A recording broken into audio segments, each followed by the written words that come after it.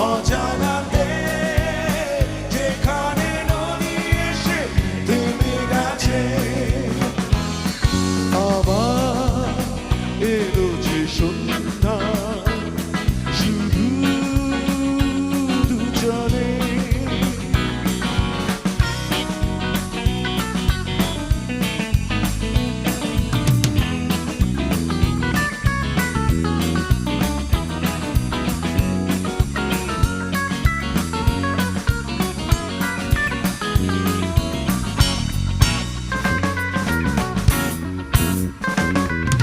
ঝাউবনে হাওয়াগুলো খেলছে শাও